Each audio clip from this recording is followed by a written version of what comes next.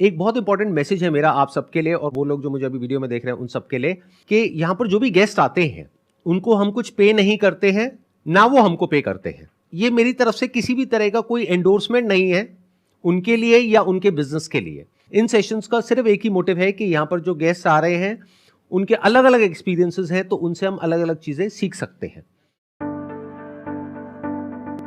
Thank you so much for having me.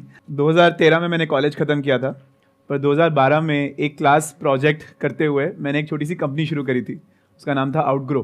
College में ही शुरू करी थी अपने एक फ्रेंड के साथ, एंड 10 साल हमने वो कंपनी चलाई थी। और वो जो कंपनी शुरू हुई थी वो एक एज अ क्लास प्रोजेक्ट शुरू हुई थी। टीचर ने हमें एक प्रोजेक्ट दिया, उस प्रोजेक्ट को हमने किया, वो प्रोजेक्ट एक प्रोडक्ट बन गया, प्रोडक्ट एक कंपनी बन गया, और 10-11 साल हमने वो कंपनी चलाई। तो जब 10 साल हो गए थे और कंपनी चला चला के हम थोड़ा सा बोर हो गए थे, तो हम सोच रहे थे कि नेक्स्ट काम क्या करें। तो तब हमने सोचा कि यार उस क्लास ने हमारी ज़िंदगी चेंज कर दी थी, उस प्रोफेसर ने हमारी ज़िंदगी चेंज कर दी थी। अपने कॉलेज के टाइम मैंने 40 क्लासेस ली थी, तो उसमें सिर्फ एक क्लास मेरे लिए कुछ कर पाई थी, मेरे को ऐसी फीलिंग थी।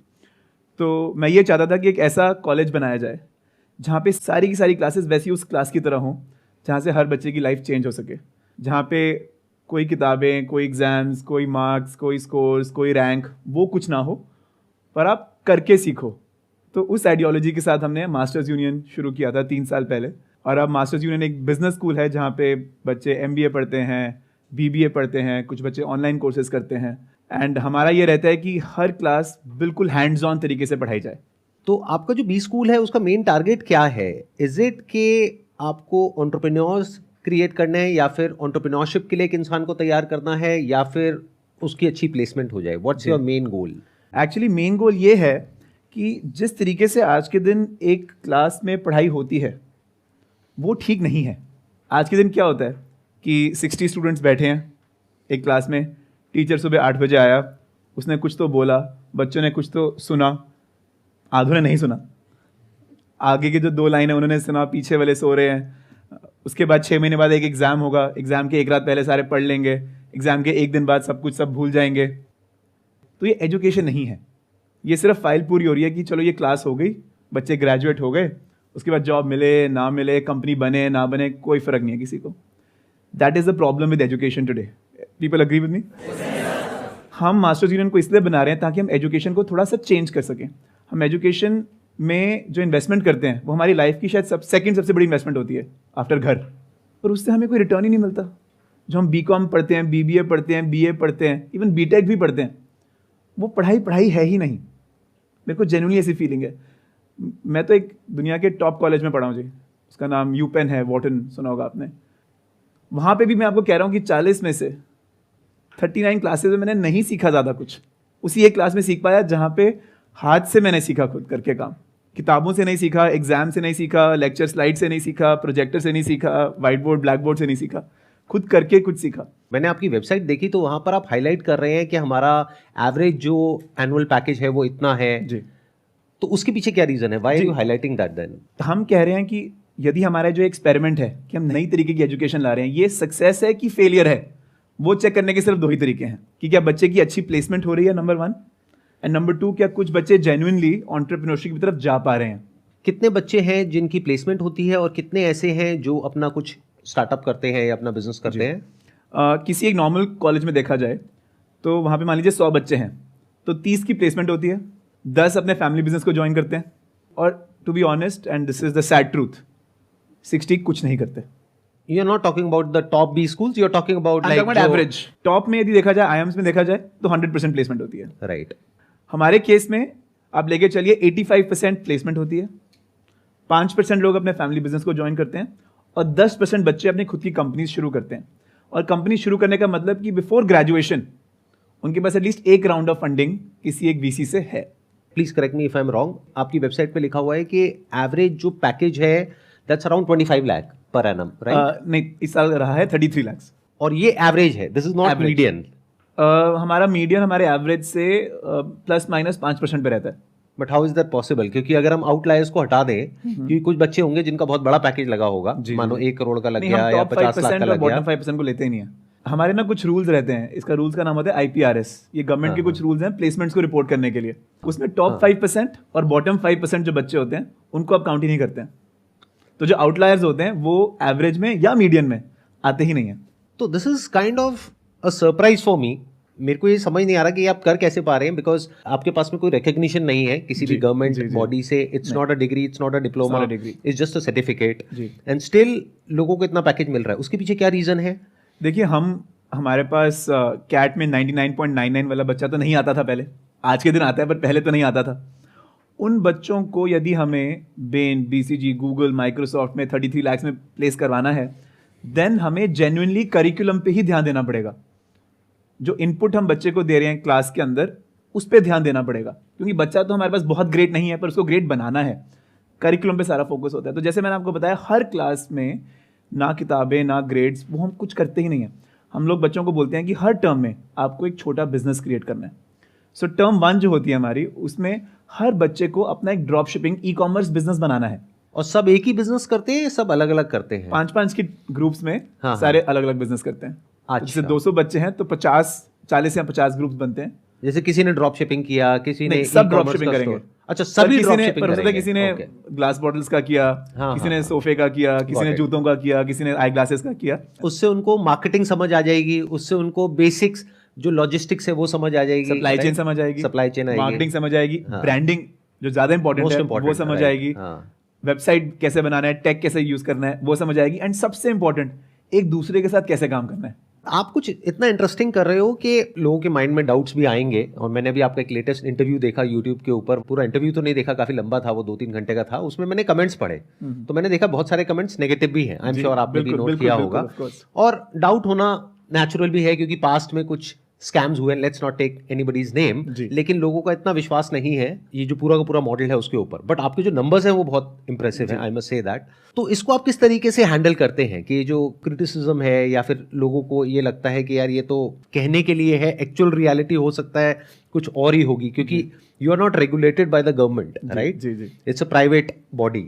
इसकी क्या श्योरिटी है कि जो आप नंबर्स क्लेम कर रहे हैं वो नंबर्स एक्चुअल में फैक्ट है या फिर सब हवा में है? जी जी। Just curious to know. नहीं, जो हम नंबर्स पब्लिश करते हैं वो ऑडिटेड नंबर्स होते हैं।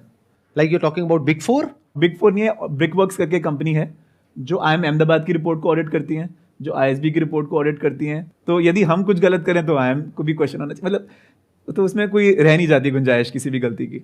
डिसबिलीफ है लोगों में, वो बिल्कुल बिल्कुल जायज़ है। बिकॉज जैसे आपने कहा कि पहले पिछले 10 साल 15 साल में ऐसे काफ़ी कॉलेजेस आए हैं जिन्होंने प्रॉमिस तो बहुत किया पर डिलीवर कुछ भी नहीं किया, और बड़े बड़े क्लेम्स करे, बड़े बड़े सेलिब्रिटीज को हायर किया, बहुत बड़े लेवल पे PR करी, बहुत कुछ किया, लेकिन एंड में डिलीवर कुछ भी नहीं किया। राइट। तो मुझे पता है यदि मैं डिलीवर नहीं करूंगा तो मैं भी नहीं रहूंगा 3 साल बाद, या 1 साल बाद ही शायद नहीं रहूंगा।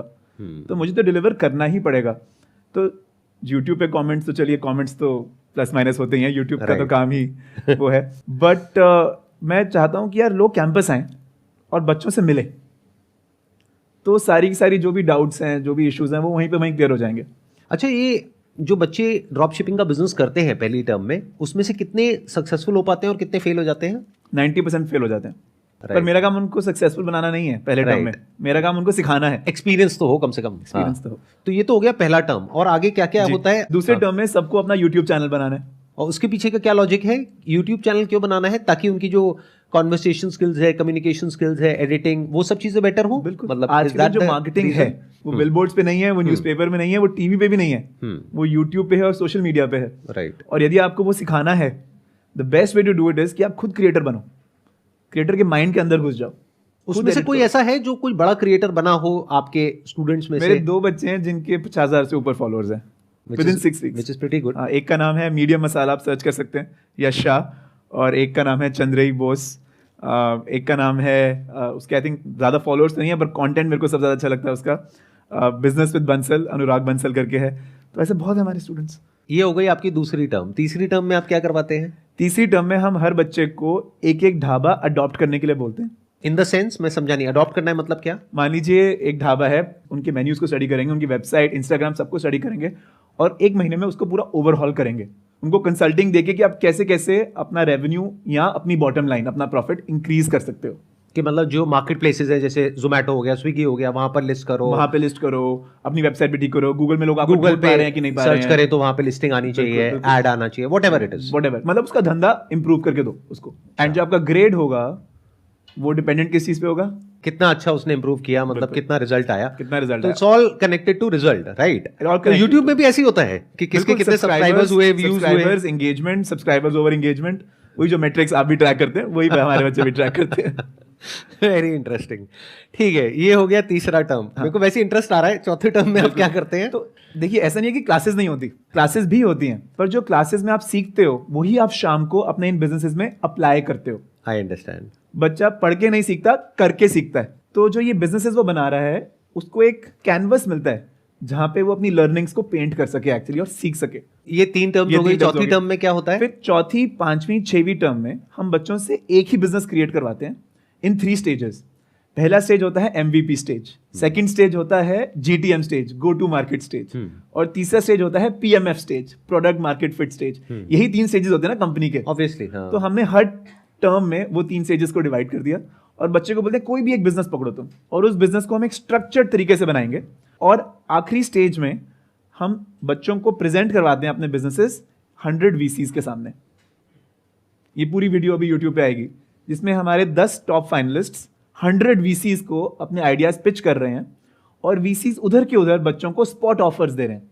Real VCs, real angels, real companies. तो अभी तक कितने बच्चों को आपके यहाँ से फंडिंग मिली है ऑफिशियली, मतलब प्रॉपर VC से या एंजल इन्वेस्टर से? इस साल 160 में से जो हम वीडियो निकालेंगे उसमें एटलीस्ट 8 कंपनीज ऐसी हैं जिनको मिनिमम 20 लाख फंडिंग मिली है।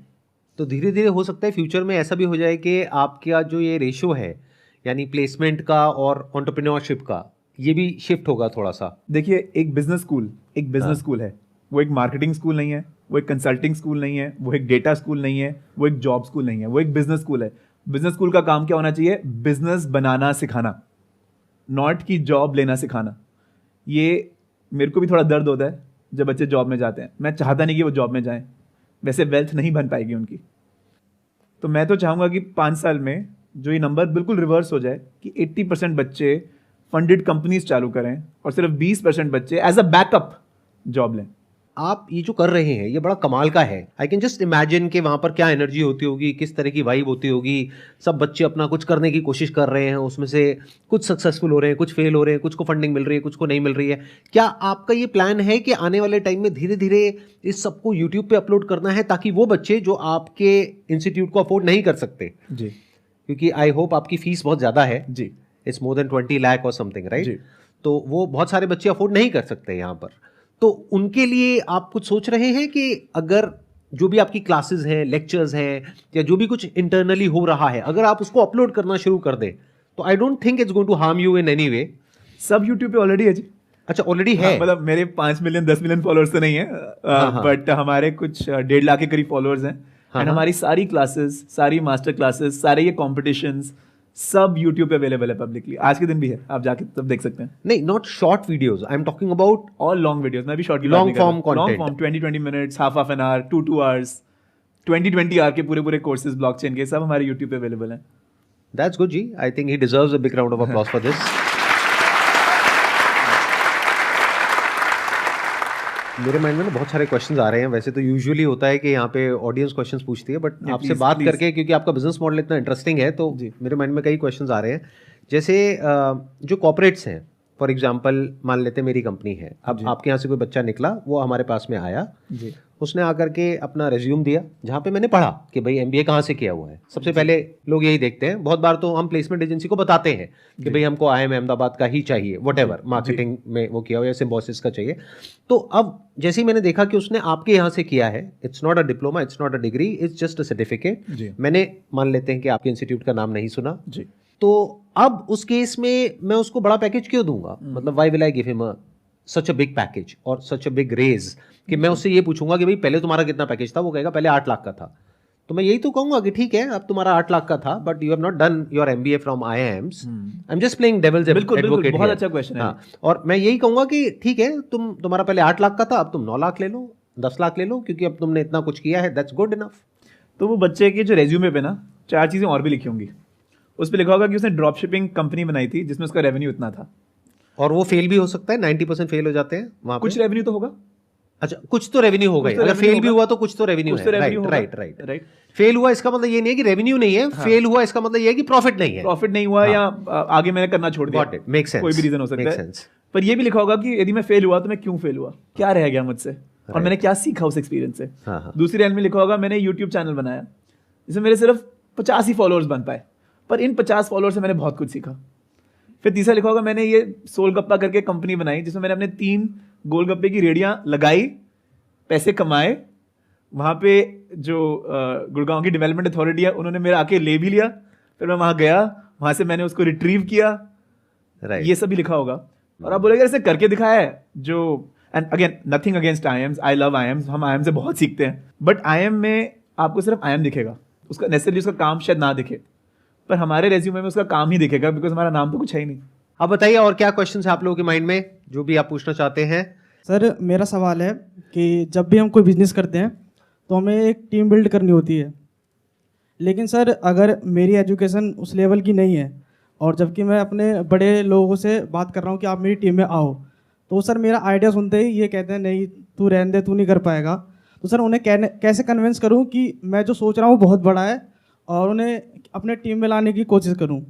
जो आपका आइडिया है वो किस तरीके से आपने प्रेजेंट किया उन लोगों को, वो बहुत इंपॉर्टेंट है। यदि आपने अपना आइडिया बोला मेरे को ये करना है, मेरे को ना यार ये काले रंग के जूते बेचने हैं, करेगा मेरे साथ, तो आपने कॉन्फिडेंस नहीं इंस्पायर किया, उस बंदे को आप पे बिलीव नहीं अभी।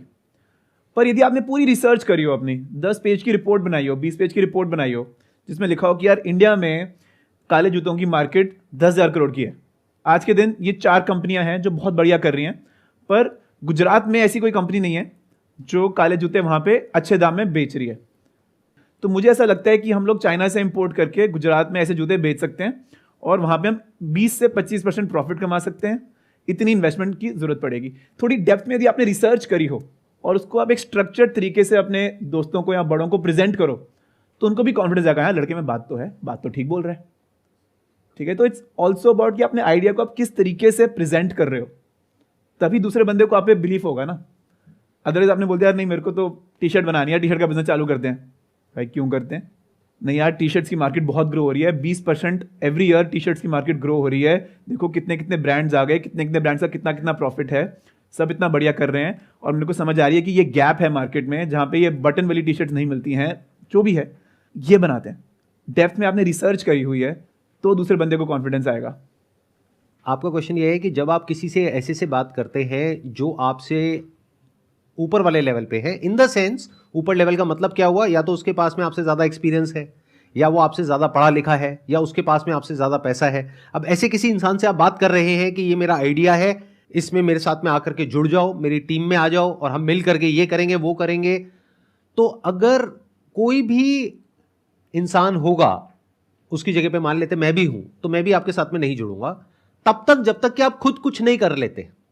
जैसे whatever you are thinking कि मुझे ये करना है वो करना है वो करना है, एटलीस्ट कुछ करो तो सही, और वहां पे कुछ ट्रैक्शन नजर आएगा, तब एज एन इन्वेस्टर मैं उसमें पैसा लगाऊंगा, या मैं आपकी टीम में जुड़ूंगा, या मैं पहले पूछूंगा आपसे कि भाई क्या हो रहा है, कुछ सेल है, कुछ ग्राउंड लेवल पे एक्चुअल में काम हुआ है, या सब हवा में ही है। Idea is not important, take my word for it. Ideas तो आप गूगल पे जाओ आपको 1000 मिल जाएंगे, और चैट जीपीटी पे जाओ अनलिमिटेड आइडियाज मिलते रहेंगे। एक एक आइडिया के ऊपर प्रोजेक्ट रिपोर्ट भी बना लो, वो बना के भी दे देगा आपको पूरा का पूरा। तो वो इंपॉर्टेंट नहीं है, इंपॉर्टेंट ये है कि एक्चुअल में आपने किया क्या है। और वही तो ये कह रहे हैं, अगर आप ध्यान से इनकी बात सुन पा रहे हैं और समझ पा रहे हैं, यही तो बात ये कह रहे हैं कि इंपॉर्टेंट ये नहीं है कि किसके माइंड में कितनी थियोरेटिकल नॉलेज है, या कितना उसने रटा हुआ है, या कितने उसके माइंड में आइडियाज हैं। इंपॉर्टेंट ये है कि उसने क्या किया है ग्राउंड लेवल पे, क्योंकि जिसने किया होता है वो फिर आगे और कुछ कर सकता है, उसके पास में एटलीस्ट एक बेस है। जिसने कुछ किया ही नहीं है वो तो हवाई महल हो गया ना। Track record matters a lot, कि आपने एक्चुअल में क्या किया, चाहे छोटा सा ही कुछ किया है। मैं कह रहा हूं आपने ये मान लो कुछ काम किया, वहां पर आप महीने का 10,000 रुपए कमा रहे हो, तब पॉसिबिलिटी है शायद कोई जुड़ जाए आपके साथ में। बट आपने कुछ भी नहीं कमाया है, बस 2-3 साल से बातें करे चले जा रहे हो, तो 99% चांसेस है वो बिजनेस वैसे ही फेल होने वाला है। तो कोई क्यों जुड़ेगा? और जो जुड़ेगा वो फिर इसका मतलब या तो समझता ही नहीं है कि क्या हो रहा है, आप कर क्या रहे हो। जो समझता होगा वो कभी नहीं जुड़ेगा। अगर मेरे को कहोगे आ करके ऐसे ऐसे पैसा लगा दो, ये आइडिया है वो है वो है, ना जी क्यों लगाए, पहले वो आपसे पूछेगा, समझेगा, सारा देखेगा भाई क्या किया है, एग्जैक्टली क्या ट्रैक रिकॉर्ड है आपका, उसके बेस पे फिर डिसीजन लिया जाएगा ना।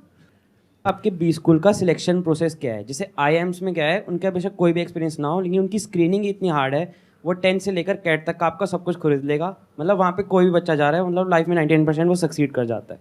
जी तो इसलिए आपका सिलेक्शन प्रोसेस, मतलब क्राइटेरिया क्या है बी स्कूल का आपका? जी हम ग्रेड्स में नहीं बिलीव करते।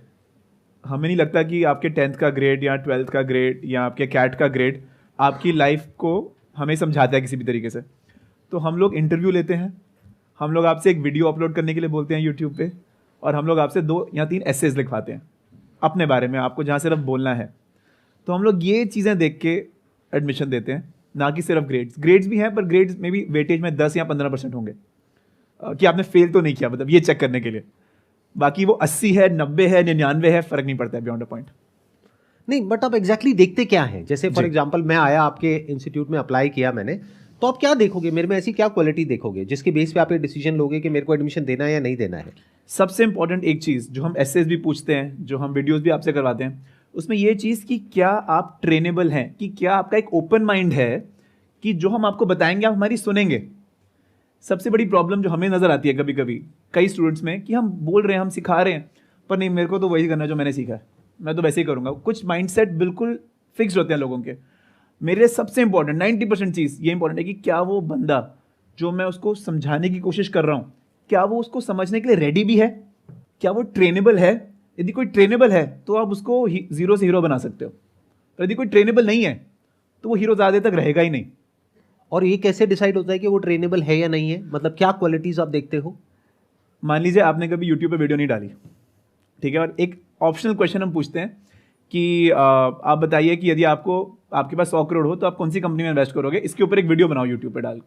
आपने कभी यूट्यूब पे वीडियो नहीं डाली है पहले लाइफ में, तो काफ़ी लोग वो ऑप्शनल क्वेश्चन करते ही नहीं है।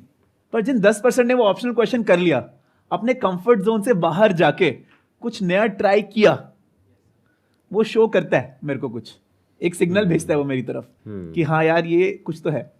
अब हम ऐसे लिखने के लिए बोलते हैं, हम 3 ऐसे लिखने के लिए बोलते हैं, उसमें से लास्ट वाला ऑप्शनल होता है, पर वो ऑप्शनल है नहीं एक्चुअली।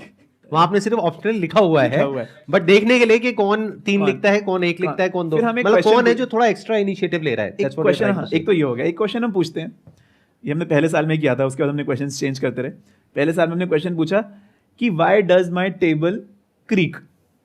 ये क्वेश्चन है कि why does my table creek, मेरे टेबल से आवाज़ क्यों आती है। अब काफ़ी लोग इस क्वेश्चन पे बिल्कुल स्टम्प्ड हो जाएंगे कि ये क्या क्वेश्चन है, क्या स्टूपिड है, इसका कोई मतलब ही नहीं है। पर कुछ लोग उसको फिलोसॉफिकली देखेंगे, कुछ लोग उसको क्रिएटिवली देखेंगे, कुछ लोगों के माइंड में उससे कुछ तो इलेक्ट्रिसिटी जागेगी और फिर उसके बारे में कुछ लिखेंगे। वो दिखाता है ओपननेस ऑफ माइंड, वो दिखाता है ओपननेस ऑफ न्यू आइडियाज। तो अभी कोई आपका रिटन टेस्ट नहीं होता है जैसे कैट होता है, उस तरह का कोई टेस्ट नहीं होता है आपका? हमारा एक रिटन टेस्ट होता है, पर वो ऐसे मल्टीपल चॉइस 3 आउट ऑफ 4, हमारे जो क्वेश्चंस होते हैं उसका कोई राइट आंसर ही नहीं है। Open for interpretation, open for interpretation है। हम देखना चाहते हैं आप सोचते कैसे हो, कोई भी गलत और ठीक नहीं होता। मतलब टिक नहीं होता उसमें, है कि आप लिखो। कभी टिक वाले भी होते हैं, पर टिक में भी हमें ये समझ आती है कि आप आदमी कैसे हो। उसमें ABCD हम पूछेंगे यार क्वेश्चन, जैसे फॉर एग्जांपल क्वेश्चन होगा, मान लीजिए आप गाड़ी चला रहे हैं और ब्रेक फेल हो गई आपकी, और लेफ्ट साइड में एक डॉग है और सामने एक 99-year-old वुमन है, ठीक है, और आप दोनों में से एक को ही बचा सकते हो, तो किसको बचाओगे? अगर ये क्वेश्चन आपसे पूछा जाए आप क्या जवाब दोगे? जस्ट क्यूरियस टू नो, मतलब बहुत इंटरेस्टिंग है ये और थोड़ा कंट्रोवर्शियल भी है, तो मतलब आपका क्या जवाब होगा, किसको बचाओगे आप? ये तो आपने गलत क्वेश्चन आई थिंक मैं बोलता कि मैं जवाब देता कि डिपेंडेंसी किस पे किसकी ज़्यादा है। मान लीजिए जो 99-year-old वुमन है, क्या कोई ऐसे लोग हैं जो उन पे डिपेंडेंट हैं? मान लीजिए उनकी कोई फैमिली नहीं है, कोई कुछ नहीं है, तो शायद मैं ऐसा डिसीजन लूँ। पर जो डॉग है, मान लीजिए उस डॉग से कोई एक बच्चा बहुत ज़्यादा प्रेम करता है, या उस डॉग की भी एक फैमिली है, या कोई भी ऐसे, तो मैं देखूंगा कि डिपेंडेंसी किसकी ज़्यादा है, उसके बेसिस में डिसीजन लूंगा। तो ये मेरी जस्टिफिकेशन है। आप मान सकते हैं, आप नहीं मान सकते। कोई और है जो इसमें कुछ बोलना चाहेगा कि मतलब अगर आपको चूज करना पड़ता तो आप क्या करते? हाँ, आप बताइए। अब उस समय सोचने का टाइम तो नहीं मिलेगा ना हमें, मतलब उस समय जो हम कर रहे हैं बिल्कुल, तो ये भी एक आंसर है, राइट? सोचने का टाइम तो मिलेगा ही नहीं। बिल्कुल। मतलब जहाँ घूमेंगे हम तो घुमा जैसे देंगे। मैंने कहा कोई गलत ठीक है ही नहीं इसमें, मैं गलत हूँ, मेरा जवाब गलत है, मैंने मान लिया आपकी बात, हाँ। और हो सकता है कि जो फिर ऐसे रीड कर रहा है हम्म, वो सोचे कि यार अच्छा मेरे को ऐसा बंदा चाहिए कि नहीं चाहिए। जैसे मेरा क्वेश्चन एनालिटिकली ठीक था बट प्रैक्टिकली बिल्कुल गलत था, यही आप कहने की कोशिश कर रहे हैं ना। जी जी तुमने मैथमेटिक्स तो लगा दी पर प्रैक्टिकली तो तुम्हारा आंसर बिल्कुल गलत है। अब now as the checker of the essay, जो एडमिशंस में मेरा कंसल्टेंट है, वो बोलेगा कि यार मेरे को ऐसे बंदे चाहिए ही नहीं जो सिर्फ एनालिटिकली सोचते हैं और प्रैक्टिकली नहीं सोचते, इसलिए प्रथम को रिजेक्ट कर दिया जाए। बिल्कुल ठीक है। तो आप बेसिकली उसकी साइकी देख रहे हो, if I am not wrong, right? कि जो Psyche। जो बंदा है उसका दिमाग कितना खुला हुआ है, इज ही और she open for new ideas, Ideas। New learnings, new experiences, तभी वो कुछ नई स्किल्स एक्वायर कर सकता है, तभी वो उससे बेटर हो सकता है जैसा वो आ रहा है। बिल्कुल। एक और चीज़ हम चेक करने की कोशिश करते हैं कि उसकी लाइफ में क्या अप्स एंड डाउन्स रहे हैं, क्योंकि जो आपकी लाइफ के डाउन्स होते हैं ना वो आपका कैरेक्टर बहुत बनाते हैं। तो हम एक क्वेश्चन पूछते हैं कैसे में कि अपनी लाइफ का लोएस्ट पॉइंट बताइए हमें, लोएस्ट पॉइंट, और उसमें कई बड़ी इंटरेस्टिंग स्टोरीज निकल कर आती हैं जिससे हमें आपकी साइकी की इंसाइट मिलती है कि आप आदमी एक्चुअली हो कैसे। तो उसमें लोग बताते हैं I lost a parent, maybe I lost a business, maybe I saw my parent lose a business. बड़े इंटरेस्टिंग आंसर्स आते हैं, कई इंटरेस्टिंग आंसर्स नहीं भी आते। तो उससे भी हमें समझ आता है कि आपके कैरेक्टर की डेप्थ कितनी है। थैंक यू सो मच जी यहाँ पर आने के लिए। It was pleasure meeting you, pleasure talking to you.